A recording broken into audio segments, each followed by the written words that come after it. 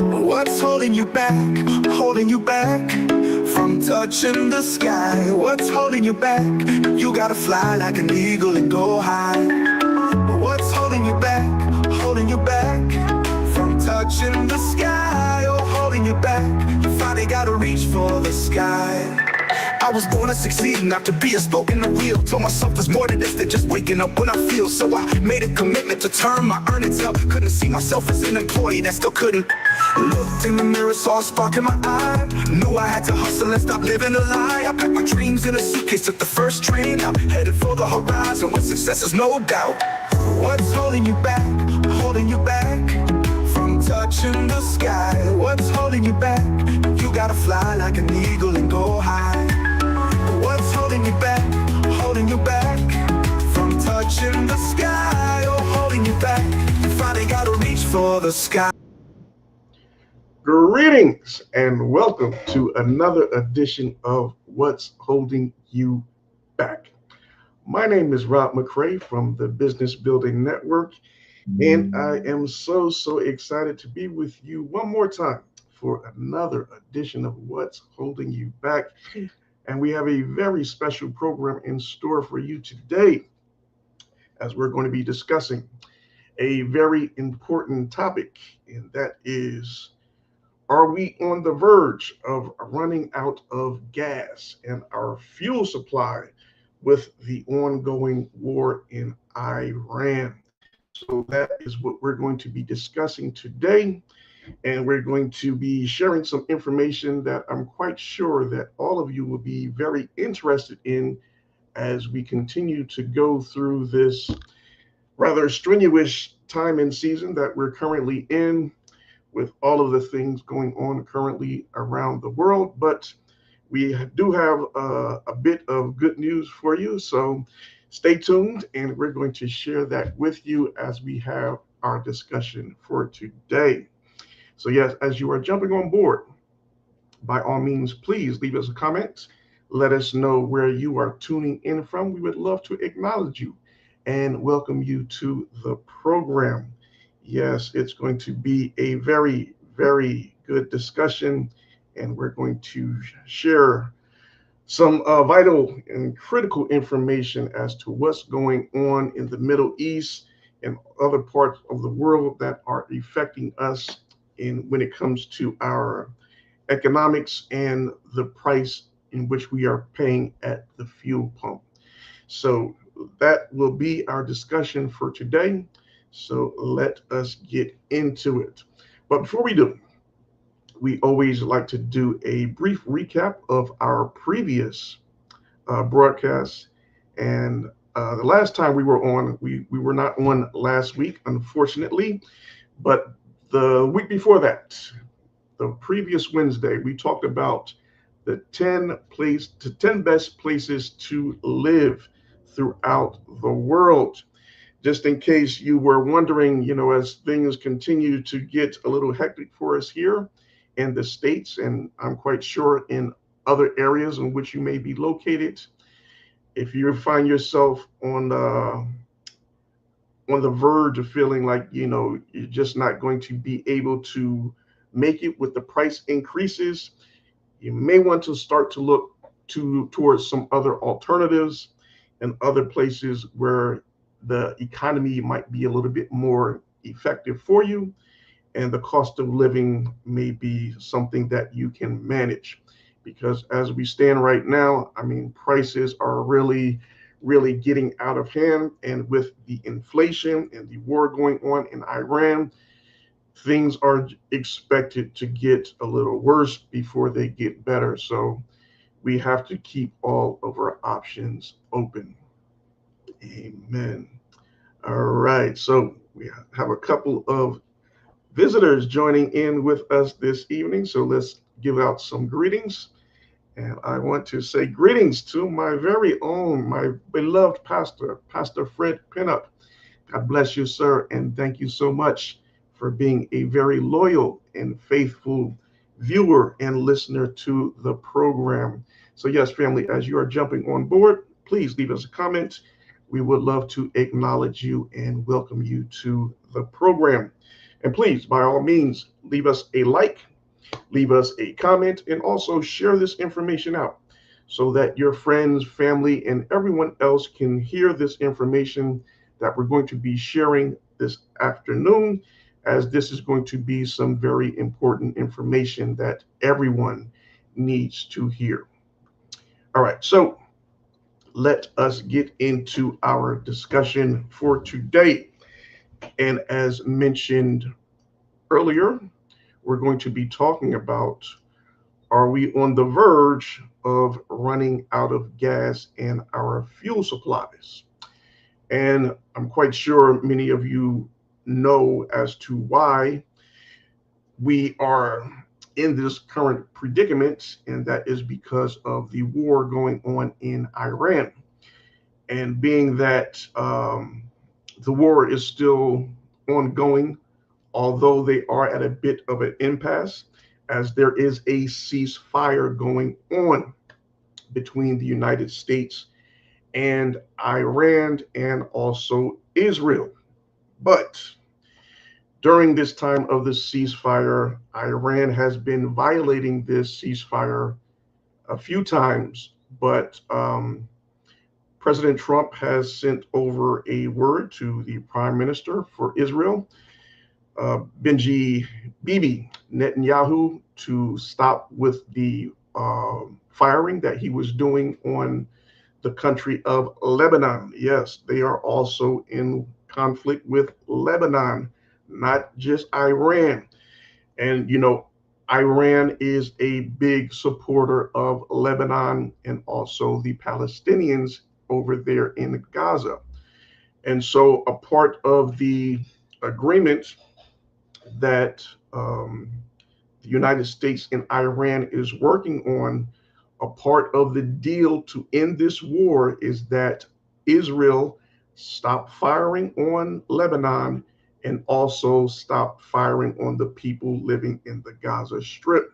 So that is a part of the agreement if this war is to end. And President Trump said he is currently working on that. But of course, the Prime Minister for Israel is not one that wants to cooperate. He wants to keep this war ongoing. Reason being, they have an election coming up in a few months.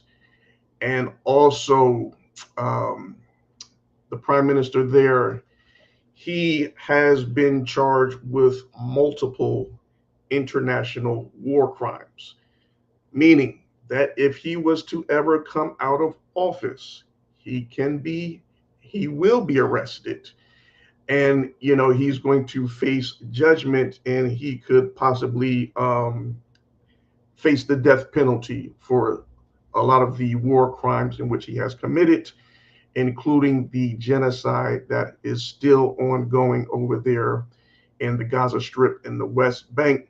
So Prime Minister Benjamin Netanyahu does not want the war to end, because he knows if it does, he will be removed from office and he will be arrested. So he is fighting for his livelihood, not just his political livelihood, but his actual physical livelihood. So that is a great reason why he does not want these wars to end. All right, so let's get back into our topic of discussion today as to, are we on the verge of running out of gas and fuel here in the US and other countries in which you may be located?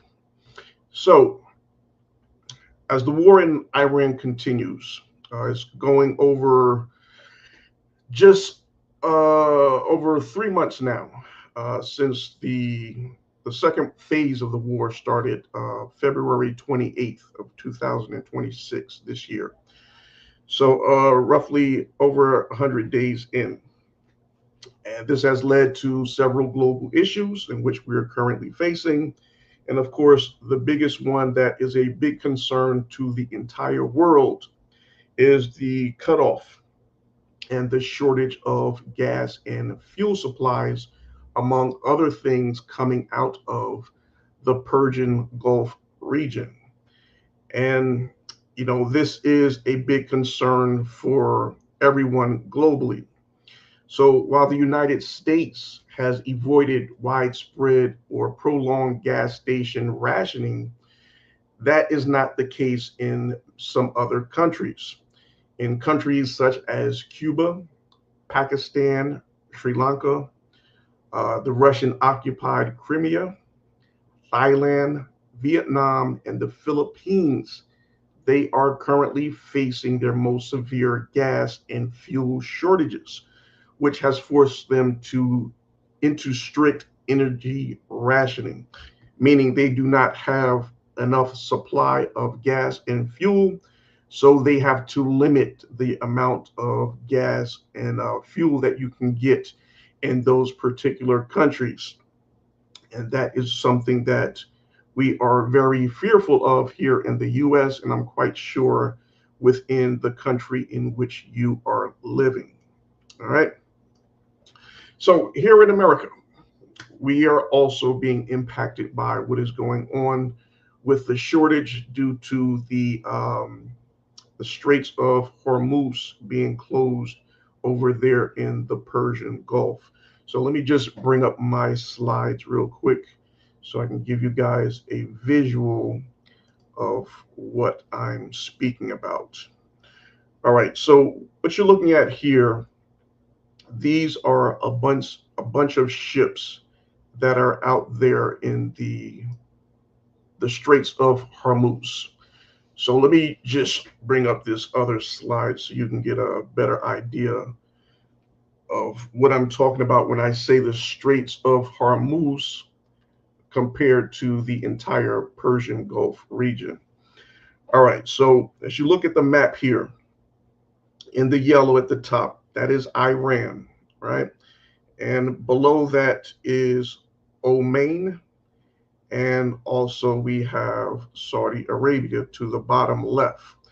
So the blue is the waterway. That is what is called the Persian Gulf, right? And then as you come down through the Persian Gulf, where you see the narrowest point between Iran and Oman, that narrow waterway is what is called the Straits of Hormuz. And this is the area in which Iran has cut off. Because, being that the United States and Israel have started bombing against Iran, so they used the only leverage that they had. And they said, okay, if you're going to bomb our country, then we're going to shut off the supply of ships coming in and out of the Persian Gulf region. And any ships that come in without Iran's authorization will be fired upon. And that's why you see all of these ships out here in the Straits of Hormuz that are just have been parked for the last few days since the ceasefire has started. Because if they attempted to leave out or go in further into the Persian Gulf, then Iran would fire upon them and sink their ships to the bottom of the water. And this has happened. So what they have done, they've just been in a standstill until Iran gives them the okay for them to come in and come out of this particular waterway. And that has started to happen since the ceasefire has been in place. But we're going to touch upon that in just a little bit. All right. So, the biggest problem here is there is a big shortage of oil coming out of the Persian Gulf region. Many of these countries that you see here, such as Saudi Arabia, Kuwait, Qatar, Abu Dhabi, the United Arab Emirates, and Oman, they are big producers of oil. So all of these countries here are oil suppliers. But being that Iran has shut off this Straits of Hormuz going into this Persian Gulf region, now these ships are not allowed to go to these other countries here in the Middle East to take any oil and transport it back to their countries. Iran says no. As long as America and Israel attack us, we're not going to allow any ship movement to go through. So that was the leverage that Iran has, and they are fully utilizing this to their advantage. So now they have started to allow, since the ceasefire has been in place, they are starting to allow some ships to pass through, and it has alleviated a lot of the burden when it comes to the oil supply and demand coming through the region. All right. All right. So the United States uh, produces a large amount of oil for itself. You know, the United States has always declared itself to be oil independent, meaning that we don't need to bring in or import oil from other countries, which is not exactly true. And I'm going to tell you why.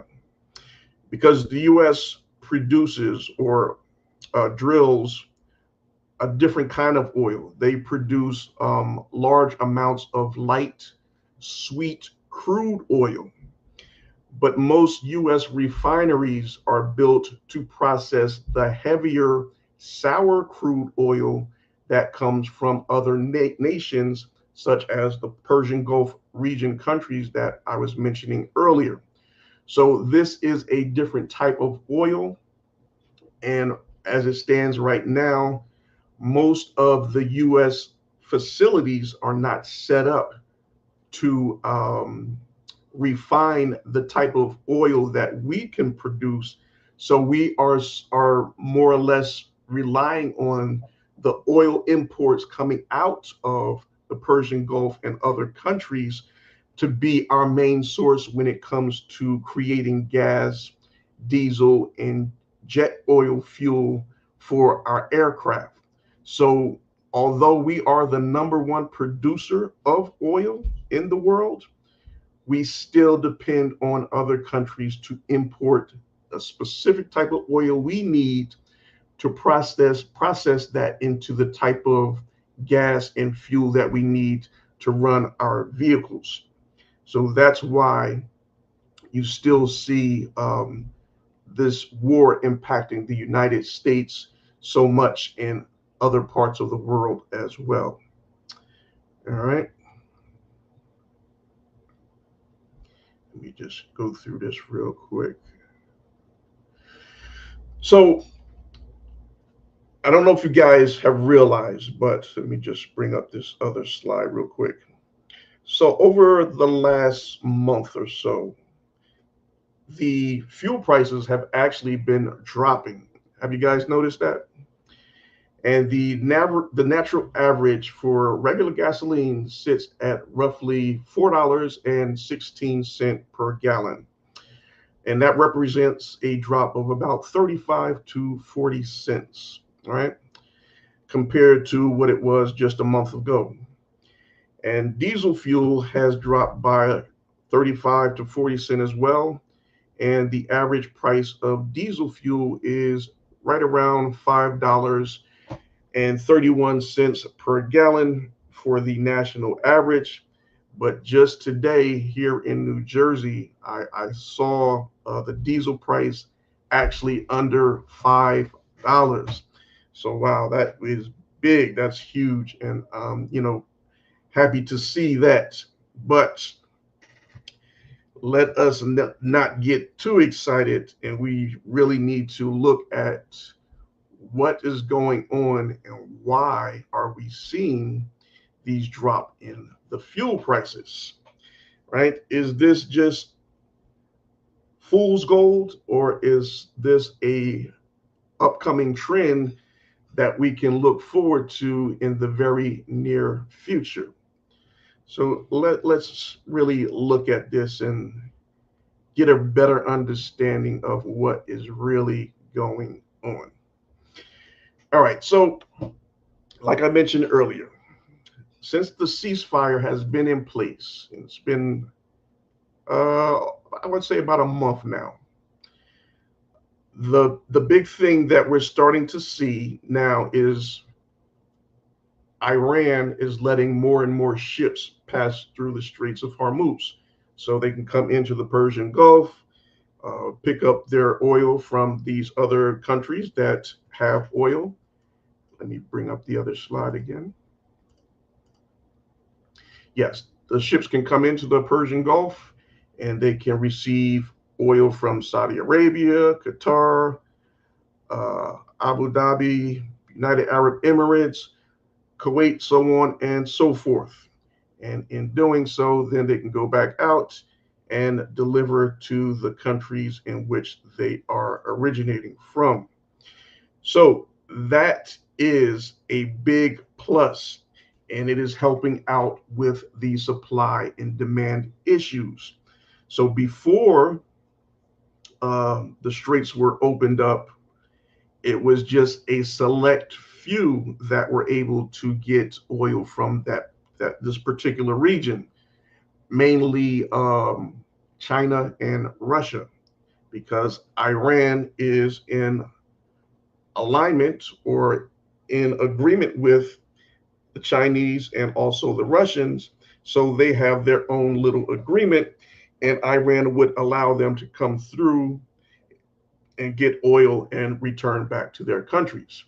But anyone else in which they may be in conflict with, especially the United States and Israel, and anyone that is aligned with them, they would not allow them to go through. And that has caused a big, big problem. So now that the ceasefire is in place, a lot of the restrictions have been taken away. And now you're seeing more and more fuel come in and out of this region.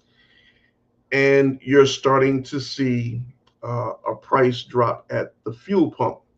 So this is definitely very good news.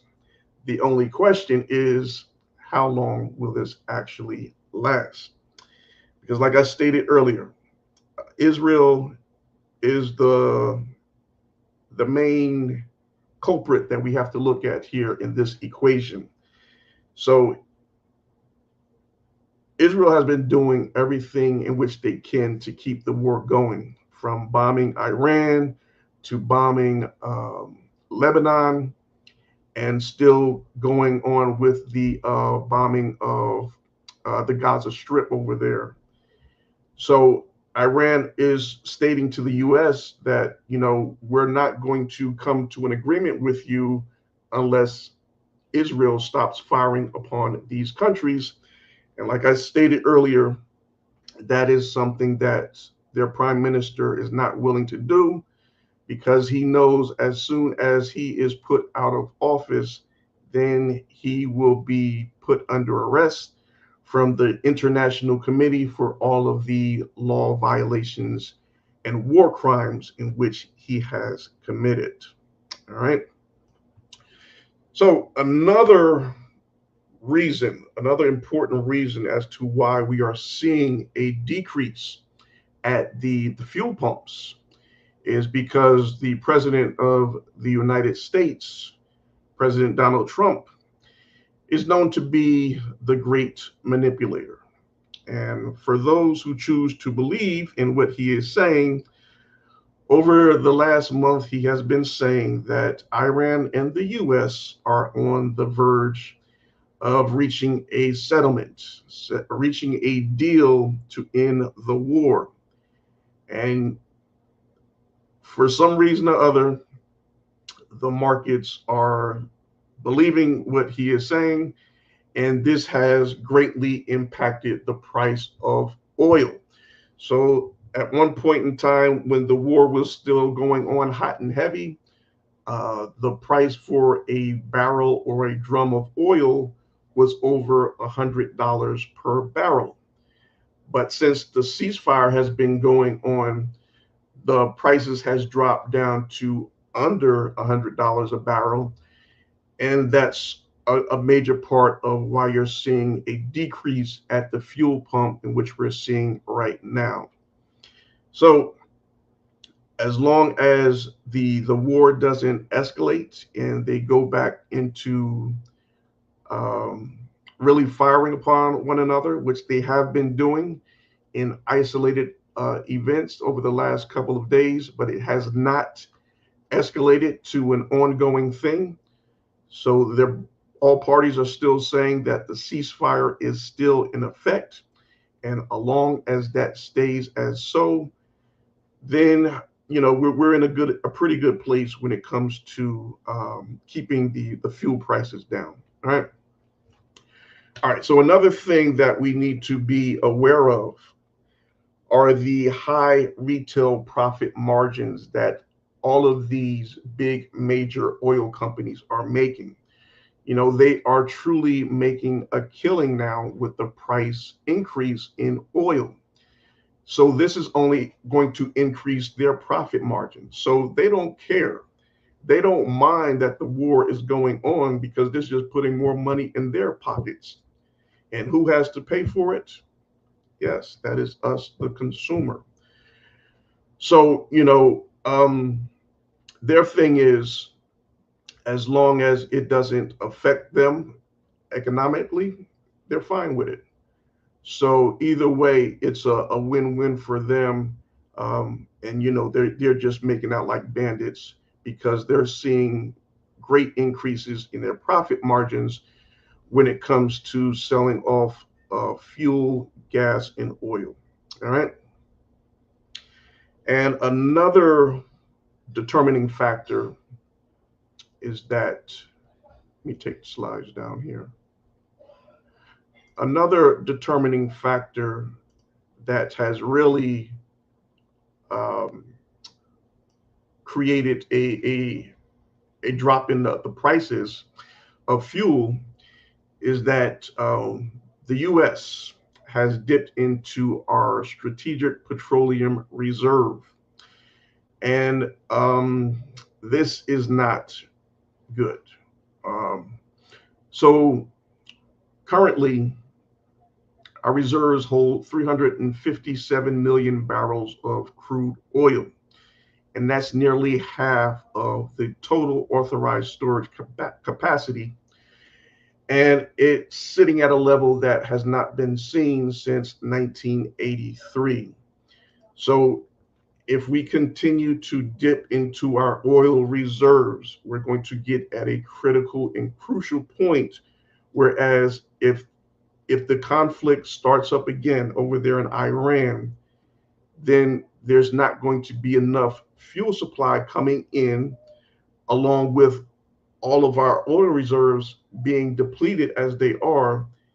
Then we're going to really see a great spike in the prices of oil and ultimately at our fuel pumps. Because once your reserves run out, then that's it. You have nothing left. So it is not good that we have dipped into the reserves like that, and really taking it down to a level that is getting to a critical point right now. And this can be a big problem if, like I said, if the war uh, kicks back up and Iran moves to shut down the Straits of Hormuz again. All right.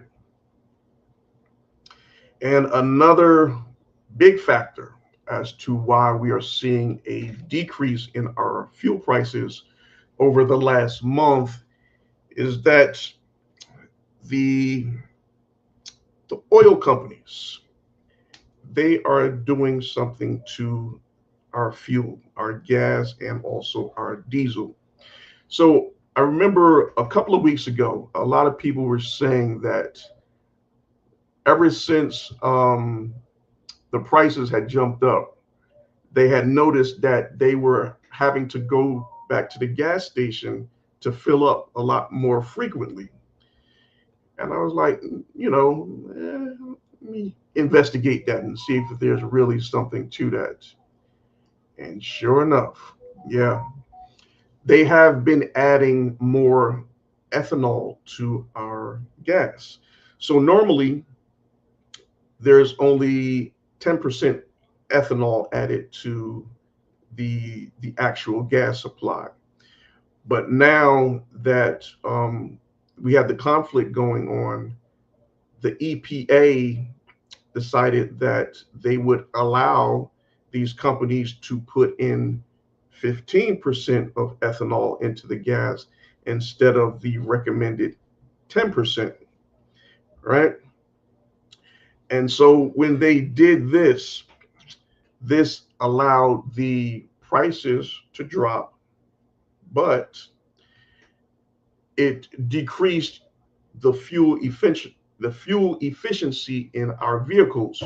So say if your car gets normally 20 miles per gallon, now with this added ethanol, maybe your car only gets 15 miles per gallon. So from afar and not really knowing what's going on, you say, oh, this is pretty good. The prices are dropping, and I'm starting to see my money back now at the fuel pump. But no, that's not necessarily the case, because now you're going to have to start filling up more often.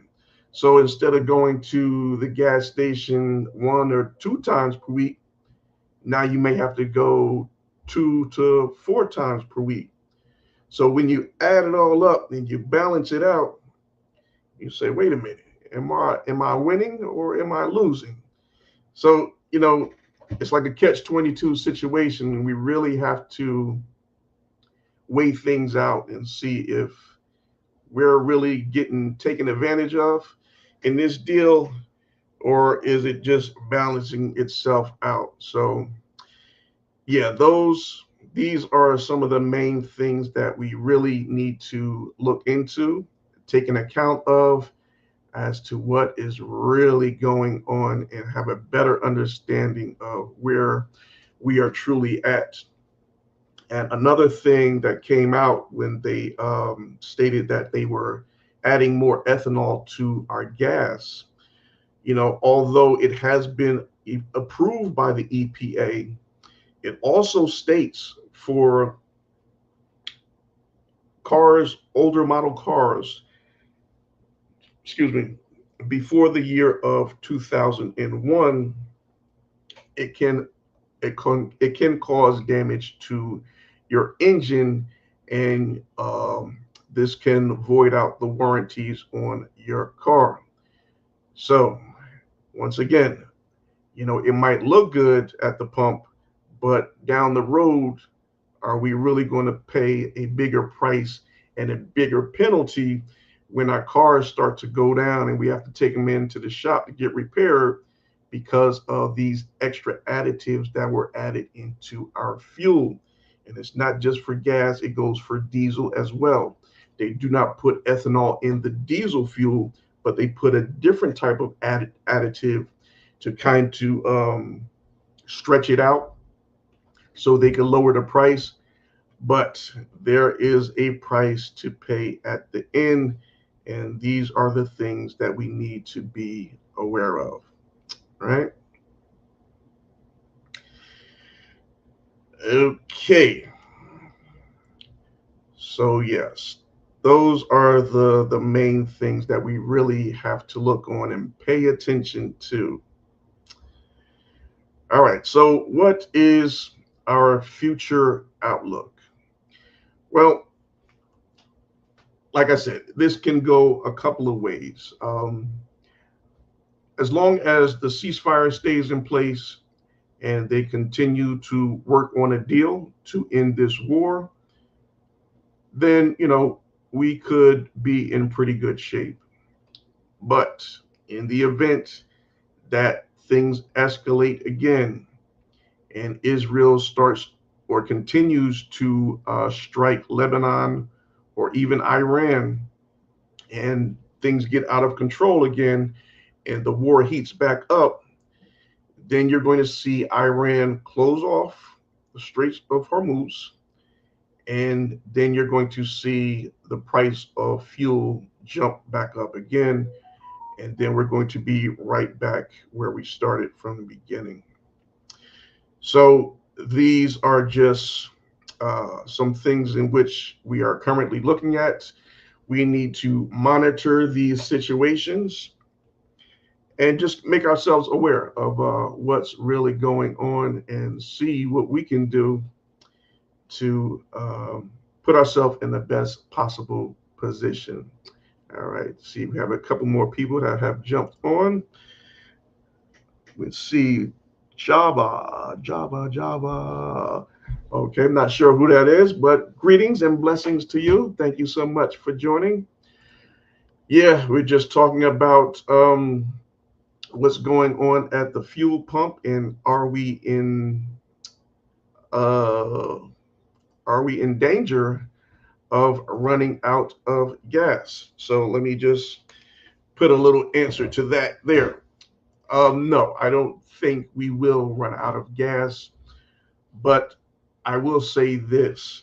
I do believe we will come into a place a little later on in the summer as we get into July, excuse me, July and August, where we will be looking at some rationing of fuel in certain areas, especially in California, as they have a lot of problems with supply over there, and also in the Northeast region here of the United States.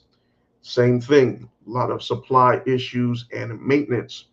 So, in those events, if they start to occur, and also we're going into the hurricane season, and you're going to see a lot of ships not being able to get through those specific waterways when that hurricane season starts to elevate, and then that will cause a supply disruption as well. And when those things start to happen, then I do believe we will start to see a rationing of fuel supply. And according to how states are going to handle that process, will determine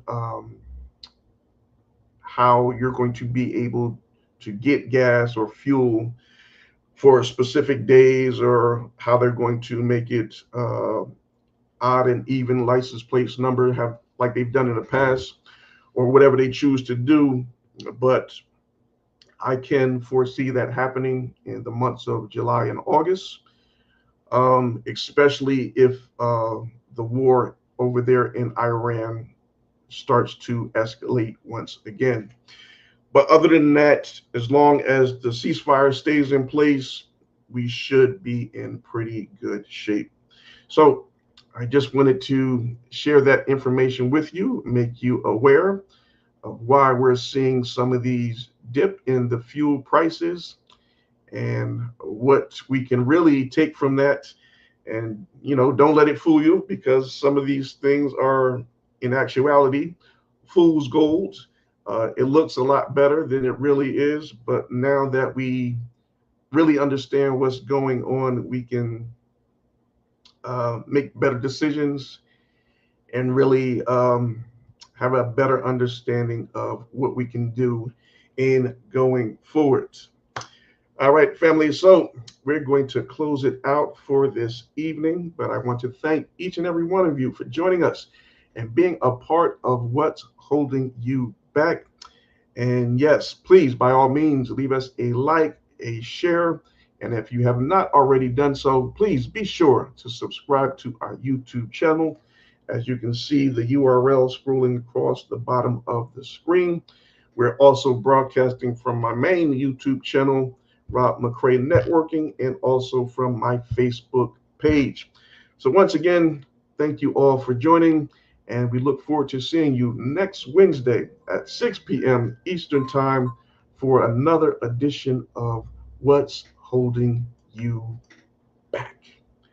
Have a good night, everybody. Holding you back, touching the sky. What's holding you back? You gotta fly like an eagle and go high. But what's holding you back? Holding you back from touching the sky. Oh, holding you back. You finally gotta reach for the sky. I was born to succeed, not to be a spoke in the wheel. Told myself there's more to this than just waking up when I feel. So I made a commitment to turn my earnings up. Couldn't see myself as an employee that still couldn't. Looked in the mirror, saw a spark in my eye. Knew I had to hustle and stop living a lie. I packed my dreams in a suitcase, took the first train out, headed for the horizon with success is no doubt. What's holding you back?